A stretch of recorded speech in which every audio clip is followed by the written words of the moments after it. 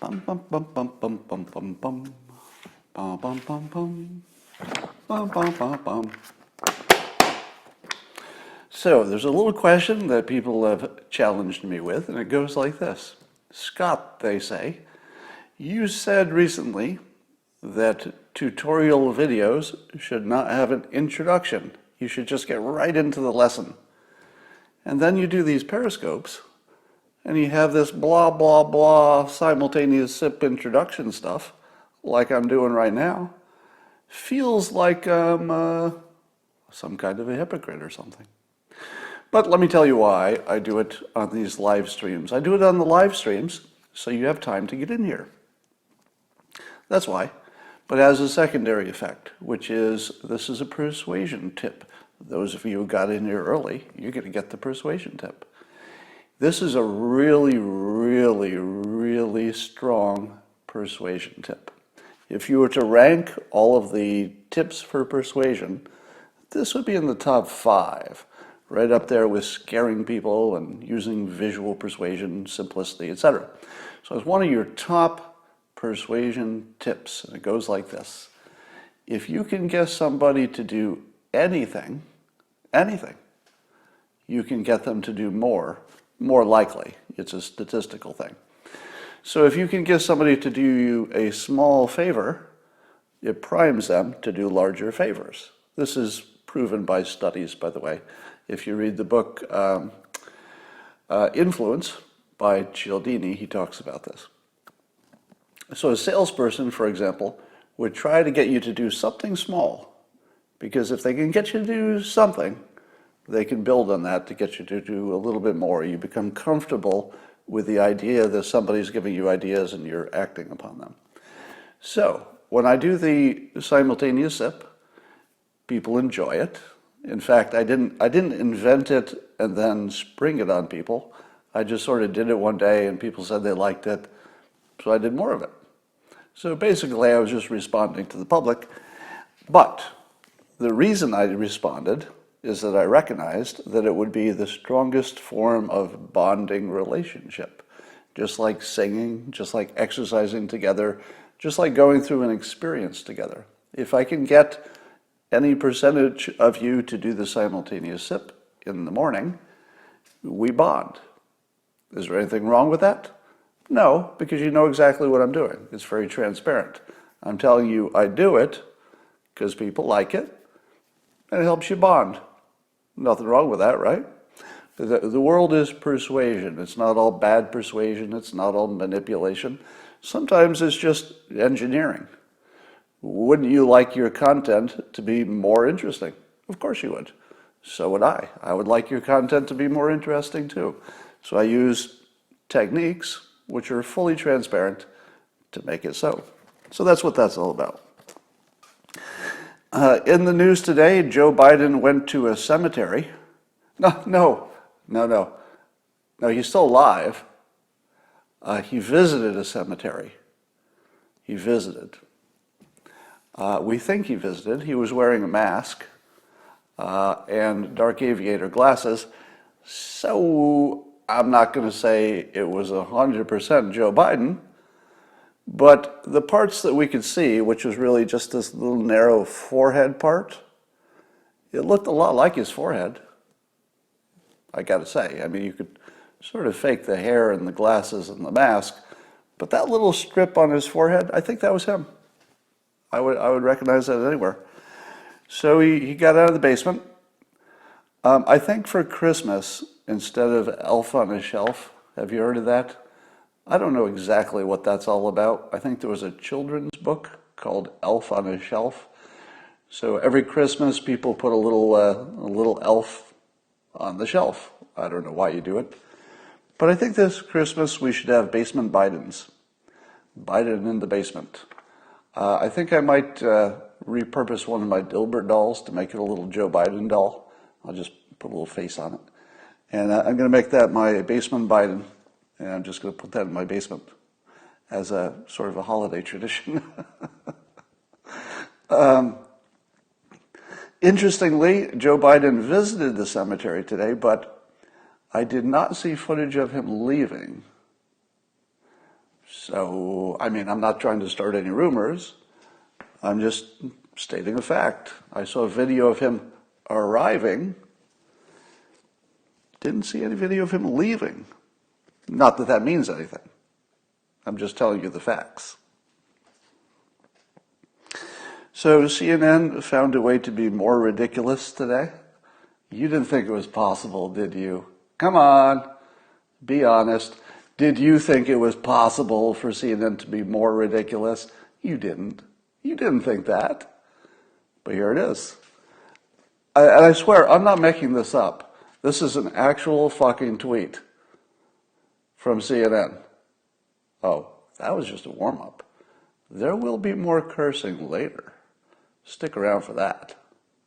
Here's the actual tweet from CNN. And I swear, it looks like it's just a joke or something. So it says, the novel coronavirus seems to be more deadly for men. And I'm thinking to myself, well, that's unusual.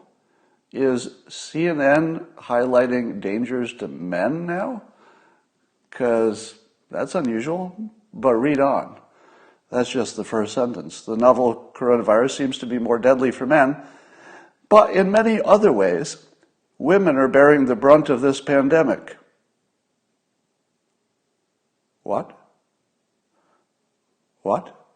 For instance, it goes on, for instance, the majority of health workers are women, yet they get paid. I didn't even read the whole fucking tweet. I didn't read the whole fucking tweet before I decided to do this, because the part I read was so stupid that I thought, oh, I got to read this in public. Only right now, I swear, is the first time I've read the rest of the tweet. I didn't know it was this funny. Yet they get paid 20% less on average than men, according to the, wait for it. I want to read the beginning of the sentence again so that we can have the timing right when I do the reveal for the end of the sentence. The end of the sentence is going to be an expert entity or organization, possibly somebody who's studied this carefully. So this is going to be an authority at the end of the sentence. Let me start from the beginning of the sentence so that we have the full context here from CNN's tweet. For instance, the majority of health workers are women, yet they get paid 28% less on average than men, according to the World Health Organization. I pause for your laughter. First of all, I don't want to get into the whole men getting paid more than women stuff, but can we accept that only the poorly educated believe that's a thing? Am I right? The people who are actually more educated have looked into that question, and they know that the wage gap is explained by experience and all the normal things. It basically disappears when you start looking at it. Now, if you're poorly educated, you don't know that, do you? And there might be a few of you poorly educated people who have found your way onto this Periscope by accident because maybe you didn't know it was coming. You just thought that it would be swearing, and you thought, well, I'd like to get in on all this swearing. But first of all, is there any quote fact in the world that has been more thoroughly debunked than the 28% wage gap difference between men and women? It's probably the most debunked fact maybe in the whole world. I don't know I don't know if anything's been more debunked than that. But how many people are coming over here to this Periscope who are hearing that for the very first time? I'll bet a lot of you. I bet a lot of you are saying, what? That's not true. Everybody knows women are underpaid 28% or something like that compared to men. That's just a fact because of discrimination, isn't it? Not so much. It's a fact to the poorly educated segment of the population. And when I say poorly educated, I don't mean that they didn't go to good schools. I don't mean that they didn't necessarily go to college or even good colleges. What I mean is that they're stuck in a news silo And if you were in a news silo on the left, does that look like left to you? Okay. If you were in the news silo on the left, you would be unaware that that is the most debunked statistic in the history of statistics. Can you think of anything that's more debunked than that? It is literally the most debunked fake news of all time, I think. I don't know anything that's been more debunked than that. But there are a few of you who just wandered on here and just thought to themselves, I'm not sure I believe this cartoonist idiot, because what science is he looking at? Because all the science, 100% of it agrees with what CNN says. Yeah, well, if you only watch CNN and left-leaning news, you would think that was true. So, I didn't even expect that that was at the end of this tweet, but I got there. So the part I was going to make fun of is that CNN has found a way to make the coronavirus sexist, except in the wrong direction. The coronavirus, let me pause for a moment. I feel some swearing coming. Because there are some things that just can't be expressed within it. Am I right? There's some things you just need some swearing. Here would be an example. CNN saying that the coronavirus is worse for women in many ways. But did you know, CNN, that it's fucking killing men. It's fucking killing them. They're fucking dying. Dying, dead, fucking dead. That's a little bit worse than having a job during the coronavirus pandemic that you love and has meaning and is helping people. Yeah, it's risky. It's very risky, and believe me, the entire civilization is in your debt. If you're a healthcare worker, be you male or female or whatever you want to be. I'm cool with everything. Whatever you want to be, society owes you a debt. And we feel it. We get it. All right? So not minimizing any of that. And if women are the majority of that, yeah, they're definitely taking on a big role. I'm not minimizing that. And we appreciate it immensely. But the coronavirus is fucking killing men. It's fucking killing men by much larger numbers than women. It's not really a woman problem. It's kind of a man problem. Because it's fucking killing men, as opposed to giving them a good paying job with great meaning that is good for society, and we have great appreciation for the people doing it. CNN, could you become more ridiculous? I don't think so. So I put a question out this morning about hydroxychloroquine, and the question I asked was, are there any countries that are using it in a widespread manner, giving it to people early at the first symptoms? This is a key part, first symptoms, and not getting a good result.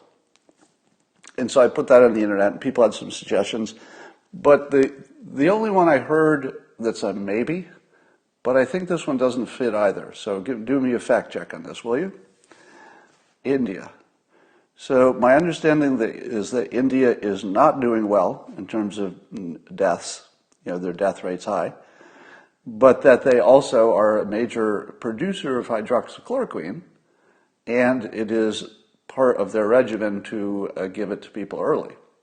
Now, I think these facts are true. They make a lot of it, they have a lot of it, and that at the moment, they're recommending that you give it to people early. And I think it's also true that their death rate is relatively high. Are all those things true? Here's what I think might not be true. I think they only just started the hydroxychloroquine as a recommendation. And I would imagine that, I don't know what the healthcare situation is in India, but probably there's a big disparity. So here's my question to you. You can tell me on Twitter, because I probably won't see it in the comments. Is the India example a clean example? Because I think maybe the timing isn't right. Maybe we wouldn't see it until later. Or are they not giving the zinc? Or what percentage of people are getting it at all? Because just because it's recommended, and just because they have a lot of it, doesn't mean that most people are getting it. right? So that part I need a fact check on. So if you have a different country in which you can point to, this is the example we're looking for.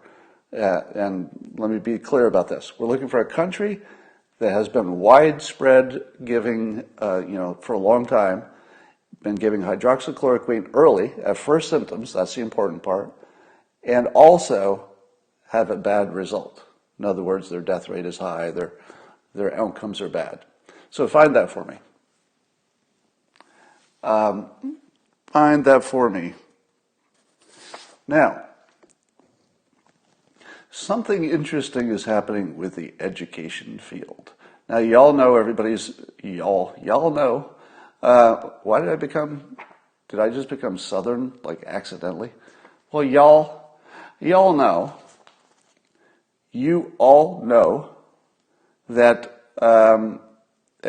everybody's talking about education, how it will change, and it's too expensive, and there'll be more remote learning, etc. But here's the interesting thing. I've been talking about a new model for, creating like a special major and having it more of a market situation where anybody can add components to the class. I've been talking about that idea for 4 years, I think, in public a number of times. At one point, I had investors who were going to put a lot of money into it, and I was going to be part of that and try to build it out several years ago. But I couldn't really get traction. Everybody who heard the idea would say, yeah, that's a pretty good idea, but it wasn't really connecting. It wasn't like turning into something that anybody wanted to act upon. But now when I put that idea out there, as I did in my recent Periscope, there's a completely different acceptance of it. And I don't know if you noticed that. So it's an idea that in its fullest form has existed for 3 or 4 years, and I've been talking about it in public, just doesn't get any purchase. And then in the last few days, boom, lots of interest. Now, I've told you that the way you can identify a good idea from a bad idea is that good ideas and good content make people act with their body, not just say in their mind or in their voice, say, oh, that's a good idea. That doesn't mean anything. Their thoughts are meaningless. Their words are usually meaningless too, because that's easy. Talking is easy. But if somebody sits down to write a long email or message to me, that's quite a commitment. And a number of people did that. People who were course designers, people working in education, people who had some other, visibility on something. A whole bunch of people started writing me, putting their body into it. Their fingers and their minds, and sitting in a chair for 45 minutes, because these were pretty detailed messages I was getting, long ones. So something has changed. Now, we've talked about, coronavirus will change everything, blah, blah, blah, but certainly it's changing how we think radically. I would say that the way we're thinking now, just about everything, the whole way civilization is organized, we're thinking about it completely differently now. And that difference is what unlocks the golden age. Because until we shook the box, and I guess it was the coronavirus that shook the box for us, until the box got shaken, all the things that were sort of ossified and they've been going like this forever, it was too hard to change them all. It seemed like just maybe too big a deal. There's too much tradition and inertia and heading in the same direction. Colleges are colleges. But man, when you shake the box and suddenly you can say, all right, start from scratch. If I were going to design education from scratch, what would it look like? And only now can that thought get some traction. The thought of just starting over and just say, wow, let's throw out all the assumptions. Just start from scratch. What would it look like if you built it today with the tools that we have today, instead of evolving it from when we didn't have the internet, for example? So I feel like the zeitgeist, the mood is ready for some big, big changes, and I'm looking forward to that.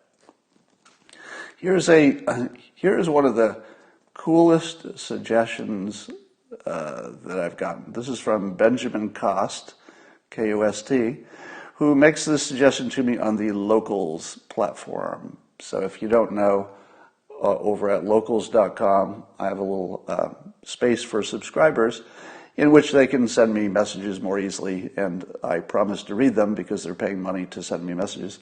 And there's extra content that you won't see anyplace else. So one of the ideas that Benjamin has, I love the thinking about this. I don't know that it's practical. You can decide for me, right? Make up your own mind. But just think of the creativity of this. And that's the thing I'm seeing. People thinking everything from the ground up. Just look at the creativity of this. So instead of paying people for plasma, which I think you're going to see a lot of as people who have recovered are donating their blood plasma for the antibodies for other people. So we already know there are going to be all these plasma collection centers. I think that's guaranteed. They'll be everywhere. And here's the suggestion. Instead of paying people for plasma, why not exchange actual health screening and health care for the plasma? And Benjamin was noting that he's donated plasma a number of times, I think for money. And each time he donates it, they screen his blood. And he listed, I won't list them because it's his medical situation, but he listed a number of things that they found in his blood that were markers for something that he could take care of. You know, oh, you need a little more iron. I guess I could mention that one. That's not too dangerous. Need a little more iron. Well, he didn't know that. So then he could go modify his diet or whatever, get a little more iron. And while testing your blood doesn't get you to something like healthcare, they do it anyway. So apparently they're testing your blood routinely. Would it be that hard to say, all right, you don't have health care that you can afford, but if you donate plasma on a regular basis, we can use it for a variety of things. Maybe we're testing your DNA, maybe we're doing some studies. We'll do whatever we want. Maybe there's some antibodies, you know, something. So you can use it for whatever you want. In return, you get free health care. And I thought to myself, that idea, I don't think it's fully workable. But don't you love the creativity that's in that? Because it's an existing thing, so you know it already works. They already do the blood screening, and it's already given at least one person useful health advice. Could you expand on that? All right, I'll just put that out there as the example of the kind of amazingness that is ahead of us in the golden age. I've told you before that whenever I have a new idea, not this one, I'm changing topics now. Whenever I have a new idea, I always get two responses, and it always makes me laugh. If you're not a creative person by nature or by trade, then you haven't seen this as much as I have. So you've watched me enough, you know how many ideas I produce. Most of them are bad. But there's always two responses. One of them is that will never work, and here's all the reasons why it can never work. And almost every time, the other response is somebody's already successfully doing it. If you haven't seen that cycle as many times as I have, it completely changes your idea of what's possible. Because literally everything that people say is impossible, it's almost always being done. Somebody's actually doing it. So my ideas are not that original, but I don't know it when I come up with them. I just say, well, it seems like this would be a good idea. And then you find out it's not original. Somebody's already doing it. Here's the perfect example. Approximately, I'm not good with time and dates, but I think about 20 years ago, I tried to start a company with a friend who was an engineer. And I had the idea, and he was the engineer, and we were going to build this thing. And the idea was a special kind of universal remote control that if you as the homeowner had given permission to the delivery company, they could program you in, and they would be able to open your garage door just to deliver stuff to your home, and then they could close your garage door. Now, in my assumption, there would be video cameras so that you, the homeowner, would be able to see exactly what happened. You know, they're not coming in your garage and stealing your lawnmower and leaving. because your video camera is on all the time as soon as the garage door opens. So it was a system that would allow that. Now, 20 years goes by, and of course, everybody I told that idea said it won't work. Literally everybody I told that idea to said, no, Scott, privacy. Security, privacy, no way. People are going to let you open their garage door when they're not home. I see people saying that Ring does that, which is probably true. But I just noticed that Amazon does it. It's a program called Key. So I have a certain kind of garage door opener that allows me to control it by Wi-Fi or through the internet specifically. And my garage door opener, I just noticed on the app, says it works with Amazon.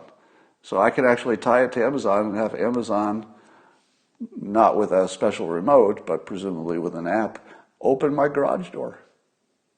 So somebody says Amazon bought Ring. Oh, did they? Did Amazon buy Ring? Well, anyway, my point is, it's another example of something that everybody told me couldn't possibly work, except it's already a product and the biggest company in the world is producing it. Here's another good thing coming.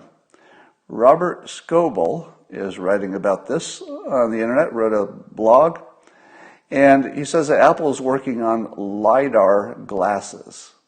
Lidar is like a different technology than radar. Lidar uses light, so it shoots light at stuff. I don't know if it produces a visible light, probably not. I think it's probably non-visible light. I don't know too much about it. But it shoots light at things, and then it measures the reflection or something, and it can determine distance. So the idea is that instead of having your glasses understand everything about your environment, the LiDAR would allow it to look for QR codes. And if your store had enough QR codes on your products on your shelf, you could walk into a store with your glasses on, and at very low power requirements, because it's not doing much, it's just doing LiDAR.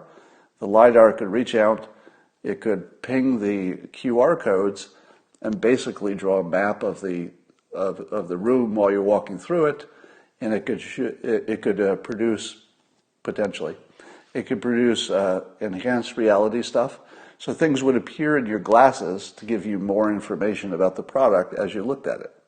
Now, in theory, says Robert Scoble, you could get to the point where everything is touchless. You could just walk into a store, you could simply look at a product, its information would pop up, and you could say some version of buy it for me. And you wouldn't have to take it off the shelf. Maybe you could see a video in your glasses of it working. You know, instead of picking up the box, maybe you never have to touch it. The video plays in your glasses, you say buy it, and you walk out. That's it. Maybe it even gets shipped to your house. Perhaps you've never touched it even once. Also, I'm sure that point of sale buying, will probably have something to do with these glasses as well. So contactless shopping seems like it's coming. It's coming.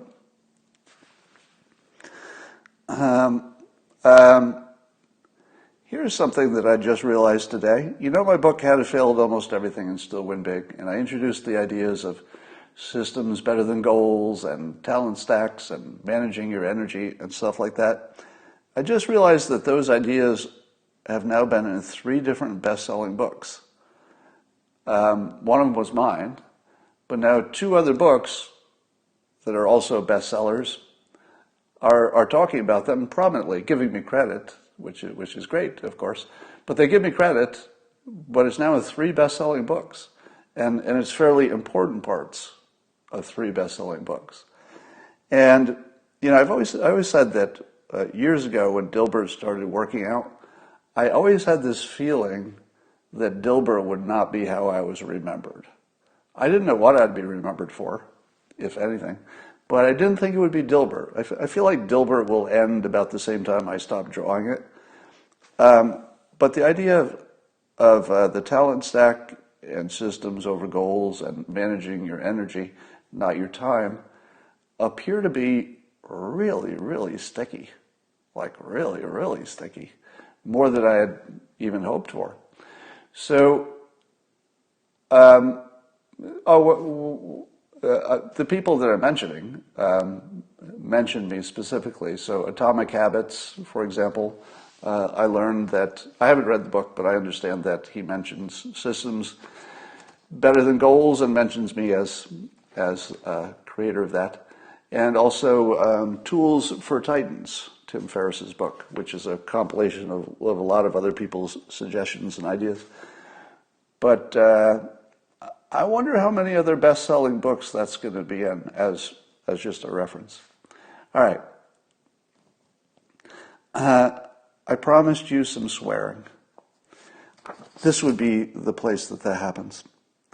But first, has anyone identified the mass graves for all the people who died from their lupus and malaria medications? Because they must exist, right? Because we've been told the hydroxychloroquine, especially if it's used recklessly and not under doctor's orders, can have deadly consequences and side effects. And given the millions and millions and millions and millions of people who've been using it for lupus and malaria and still do, I would assume there are mass graves. Are they hiding them? Where are they hiding those mass graves? Oh, that's right. It's all fucking bullshit. There are no mass graves. No. That's only something that the poorly educated believe in. Speaking of the poorly educated, I got a tweet today, a few tweets, from a gentleman named David Neiwert. Neiwert. David Neiwert. He lists himself as the following. He's an author of a book called Alt America, The Rise of the Radical Right in the Age of Trump. He's also a staff writer, had been or is, for the Daily Kos, and a contributor to the SPLC Center. Yes, the Southern Poverty Law Center. So that's who he is. He's written books about the alt-right being bad, and he works for Daily Kos and the SPLC. So he tweeted at me, so apparently he singled me out for this tweet. And he tweets at me the story of the president, golfing, and there was something about him taking hydroxychloroquine. And this fine gentleman, David Neiwert, tweets this at me. He says, hoping that all the Trump fans gorging themselves on this stuff, meaning hydroxychloroquine, feel better now that they know they've been conned by the con artist, meaning Trump. But they'll keep on rationalizing it hysterically, like at Scott Adams says. Now, I ask you this. Most of you have been watching me for a while, and I've talked a lot about hydroxychloroquine.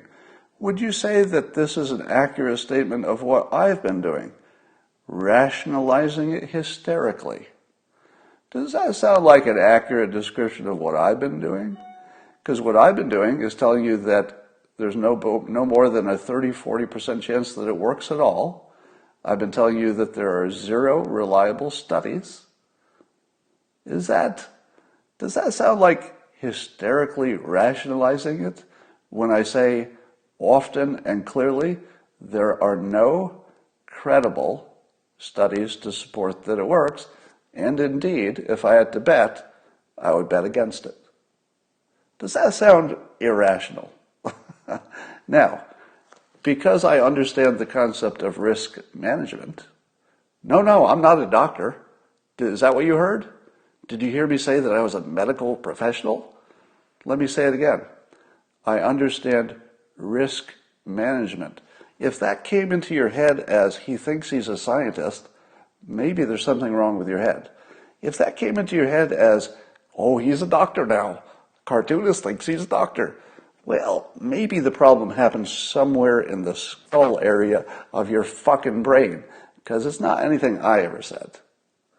I've said, if you're working with your doctor and you think maybe hydroxychloroquine works, we don't know, there's some anecdotal evidence, you think there might be a 10% chance it makes a difference, but the odds of it killing you are very, very, very, very low. Maybe you plus your doctor and your specific situation might say that the risk management decision could go the way that the doctor and the way the president and his physician went. They could be right. They could be wrong. Yeah, and of course there's the question of whether the zinc is part of the question or not.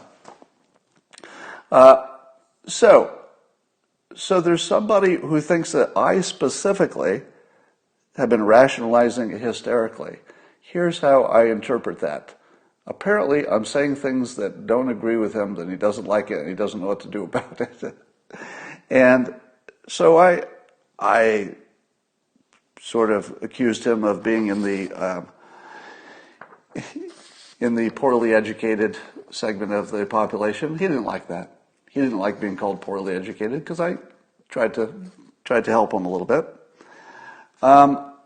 And he suggested that maybe I should look to the World Health Organization because it has, quote, more credibility than your sources, meaning your being me. So this is somebody who's smart enough to write a book. I mean, you have to be pretty smart to write a book that gets published, right? But he's clearly in the poorly educated segment because his news has failed him. And he actually thought that sending this tweet in public would not embarrass him. Think about this. What kind of fucking news is he watching that he thinks this tweet would not embarrass him? He says the World Health Organization has more credibility than my sources? No, the World Health Organization does not have more credibility than my sources, and my sources are fucking nothing. Nothing. And the World Health Organization has less credibility than my sources, which are fucking nothing. Nothing. Was I not the first public figure who probably that you heard, saying that we should close travel with China? Way before the World Health Organization did. Who was right? Who was right? Who was right? Me. Me.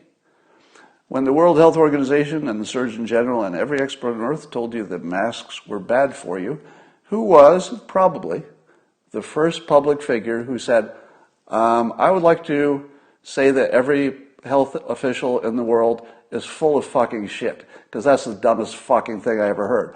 Obviously masks work. You don't have to be a fucking expert to know that. It stops the droplets. It obviously fucking works.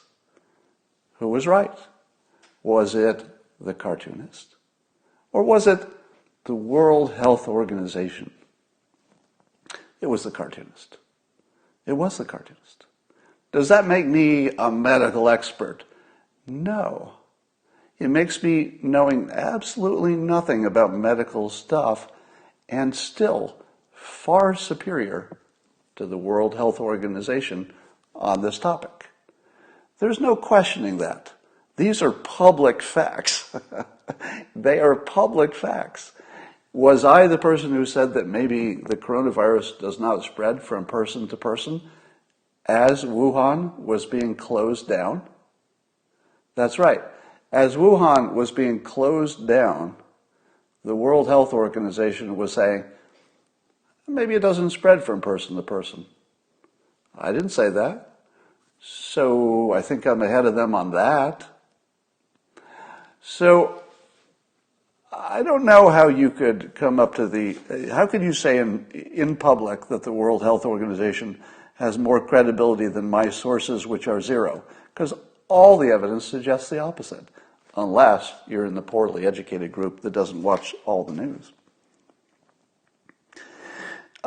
So I responded with this tweet. No, you dumb fuck. I don't get my medical advice from politicians. I also don't trust the World Health Organization, which, as I have pointed out, has no credibility. I do look at doctors, and my view is consistent with them. It is. Your views are not on a risk management level. So here is a guy who doesn't even know that his opinions on this stuff are not compatible with doctors. He doesn't know that. This is like the most talked about topic in the news for 3 months, and he's so uninformed, he thinks that he should say these things to me in public and that they would make sense. I just tweeted, just before I got on here, an article that you really have to read. Now, I don't like to recommend so strongly that you read long-form articles unless they're really good, okay? So trust me on this. There was a whole bunch of very credentialed doctors and scientists in Brazil who wrote a long, sort of an open letter, if you will, in which they asked this question: who gets to speak for science? It's a really good question, right? Because all of these experts are saying, well, we're all experts, we're all medical doctors, we're all scientists, and we collectively, the people who signed this letter, think that the hydroxychloroquine, if it's given the right way, not the wrong way, which is the way it's been studied, where they overdose the patients with deadly amounts when they're near death anyway, not that way.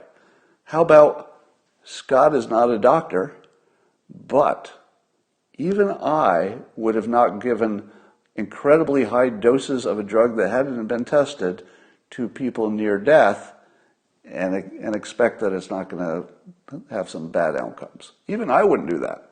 I'm not a doctor. So this large list of doctors in Brazil are saying, stop saying that science says hydroxychloroquine is a bad idea. Stop saying it, because we are science, and we're not saying it. We're not saying it works. So let me say this clearly, because dumbfuck David Neiwert, who's obviously a racist, because he contributes to the SPLC Center. I don't know if you could be a contributor without being a racist. Is that even possible? Because most of the SPLC stuff is just racist nonsense. So I'm assuming he's a racist just because of his association, but I assume he assumes that about me. So, and by the way, I assume it just for fun, because who knows what's in other people's heads. But the association, I mean, come on. If you're associating with a racist, illegitimate group, don't expect me not to think that you're one of them. So this is a really good question. When anybody such as David, the dumbfuck, says that that I or anyone else is not compatible with science, what does that exactly mean? And as the letter points out, even saying that is a misunderstanding of what the science is. Because the moment you say science says something, it's like you've also signaled that you don't understand what science is. It's a lot of people disagreeing and testing and crawling toward the truth. It's not one opinion. Science is not an opinion. It's a lot of different people doing a lot of different stuff. All right, so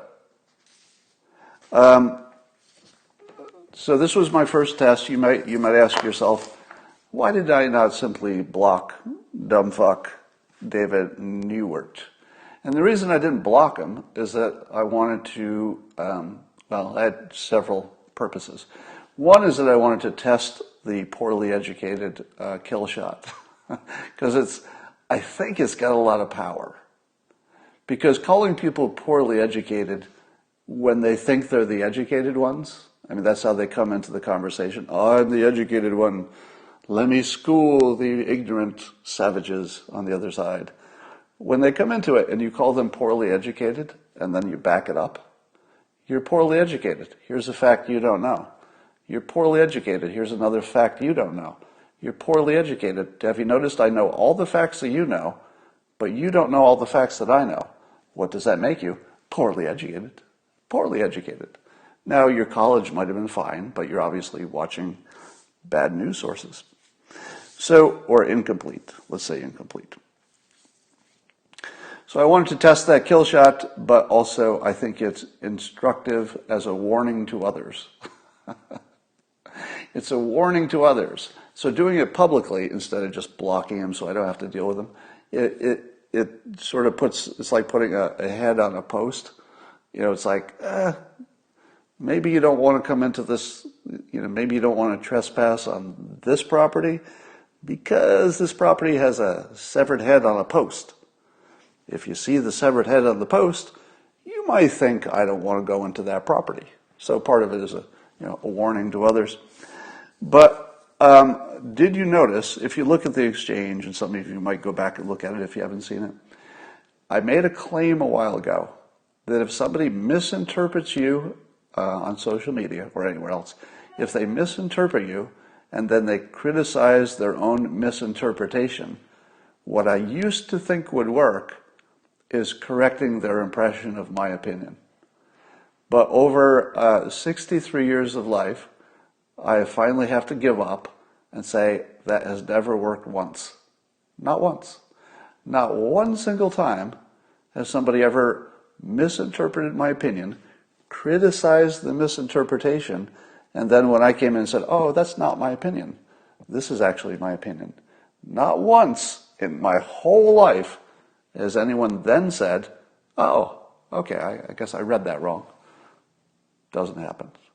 What do? They change to another misperception of your idea. Or it gets even worse. They accuse you of not knowing your own opinion and say that they know your opinion better than you know your opinion because they misread something once. It just goes crazy. So you can see it in this one where I corrected him. So first of all, he didn't know that I'm not alt-right. I'm left of Bernie. So his first starting assumption is wrong. He didn't know that my public assumption on hydroxychloroquine is that it probably doesn't work.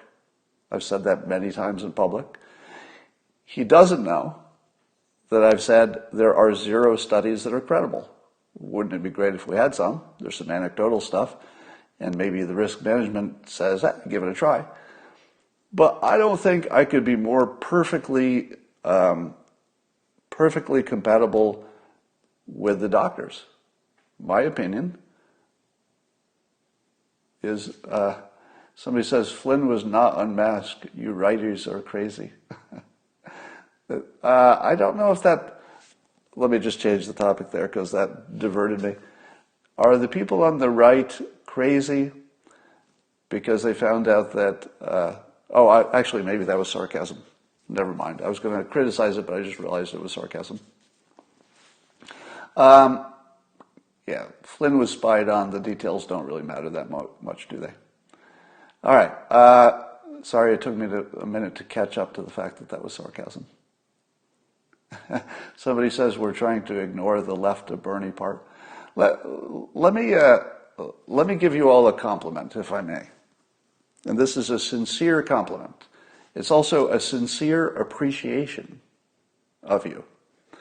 I am completely aware that at least 90% of my main audience doesn't agree with me on some of the most basic things. But I totally respect and appreciate the fact that you let me do this. The fact that you let me give my reasons, you let me live my version of what I think is right. I don't have to hide it from you. And I say this about the right all the time. The right is way more open-minded than the left. It's not even close. And, the common view is the opposite.